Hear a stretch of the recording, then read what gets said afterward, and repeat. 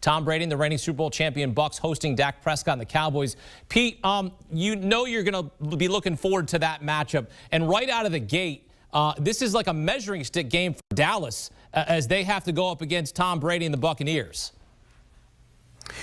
Yeah, it's definitely a measuring stick, and particularly for defense. And, you know, they address defense in the draft, and what better way to get an idea of where you are as a defense than play Tom Brady in that explosive offense. We know that offense is going to score points again. They got everybody back. The offensive line is outstanding. The wide receivers can put up big numbers in the passing game, and they'll run the ball a little bit better, I think, this year. So it's a real challenge for the Cowboys from a defensive standpoint, but on offense, you also have to find out what Dak Prescott is. You paid him. Now there's an extra amount of pressure on him, and he's coming off an injury. So I love this game in week one. It'll be fun to watch, and it'll be mostly for me, it'll be that Dallas defense.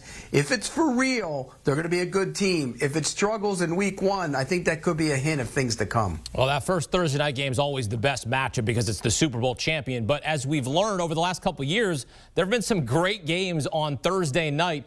Danny, you know there's been a couple games even last year we had on Thursday night that we were just, going on and on about. What's the Thursday night game on the schedule that you're looking forward to?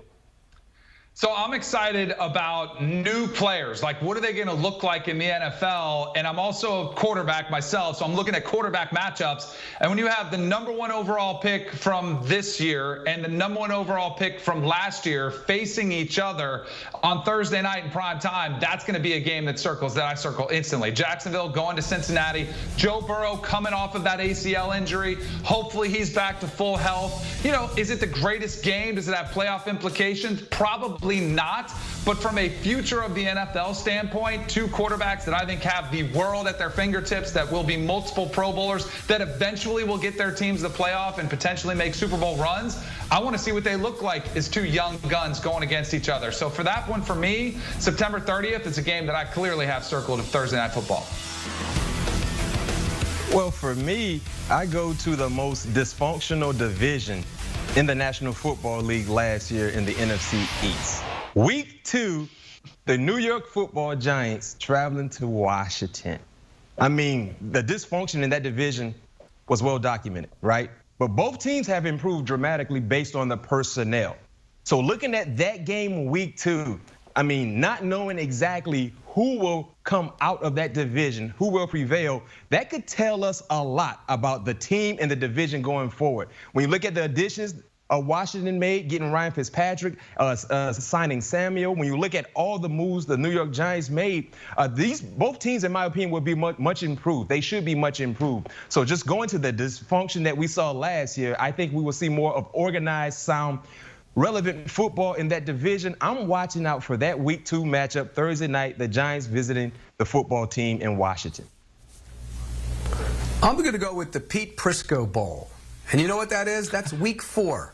And it's the same game Danny picked, because I already said the Jaguars and the Bengals are going to win a Super Bowl each in the next decade.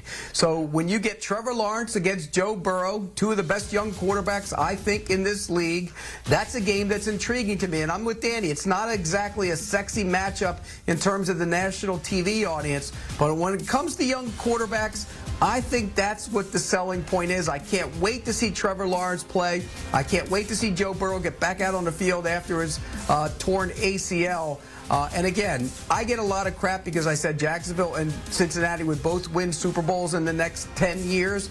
I'm sticking to that. I believe that. That's what great quarterbacks do. The great quarterbacks will change the outcome of your team for the long run. That's what Patrick Mahomes has done. And so the winner of that game will get this trophy, the Pete Prisco bobblehead doll. You'll get that if you want that as the trophy. So week 4, this is what you're playing for, guys, the Pete Prisco bobblehead. That bobblehead doesn't look like you, Pete. No. It looked like me about 20 years ago. It's taller than you. It's taller than you right now. and it has hair. It has a lot of hair, and it's skinnier. That Pete Prisco bobblehead, when he puts it next to the other bobblehead, it has to stand on a box so that it's even height with all of the other bobbleheads on the desk. True. All right, sticking with the Thursday theme, on Thanksgiving, we get a 3-pack of games, as always, to kick off Week 12. Chicago, Detroit, Vegas, Dallas, and Buffalo, New Orleans. Pete, perhaps it's Justin Fields versus Jared Goff for first place in the NFC North. Well, it won't be for first place in the NFC North because I don't think either one of those teams is going to be in the mix. I think that's a two-team division with the Packers if Rodgers is back, and I anticipate he will be, being the best in that division. Also, I think the Vikings are going to be much better as well. So it's not those two teams, but it'll be fun to see. You know, by this time, Justin Fields should have some games under his belt. We'll have a lot of games under his belt, I think, because I think he'll eventually take over early in the season, and then we'll see what Jared Goff has. And so it's interesting from that standpoint. From a playoff standpoint, I don't think it'll matter. Yeah, when you look at that game, I feel like by that time in the season, Justin Fields should be the starting quarterback. I mean, when you look at their schedule, especially the first month and a half, there are a lot of unknown, right, with dealing with some of the opponents they will face. So it would be safe to say Justin Fields, I think, will be the starting quarterback, especially the team is not playing real good football. But the game that I'm highly anticipating seeing is Buffalo and the Saints. I mean, two playoff caliber teams. Remember, this will be the first time in a long, long time we'll see a New Orleans Saints offense without Drew Brees. So who will be the starting quarterback by that time? You know, who will be playing pretty good football for the New Orleans Saints? And then what about the electrifying offense that we saw from Buffalo? Will they be consistent? Will they still be able to put up the points they were able to do? Will Josh Allen be in that MVP conversation midway through the season? Both teams have playoff aspirations. It's safe to say both teams have championship aspirations and well-coached ball clubs. I think that's going to be the highlight of my Thanksgiving Day. I'm going to go with the middle game, the one that neither one of you guys talked about, and that's the Raiders playing against the Cowboys, two storied NFL franchises who don't like each other very much. And I do think, like the Cowboys, it's a massive year for Dak Prescott coming back from injury, $100 million guaranteed next to his name. For John Gruden, who has his own 10-year, $100 million deal, it's about time that he delivers. So I would expect the Raiders to be better this year, and this game could have playoff implications with a lot at stake. And if it's not, I mean, you talk about some heat that should be coming everybody's way, but I think that game will be compelling too. The Bills-Saints one I think is interesting, B-Mac, because I think the Bills, I think they could make that game sideways. A lot of this depends on who's playing quarterback.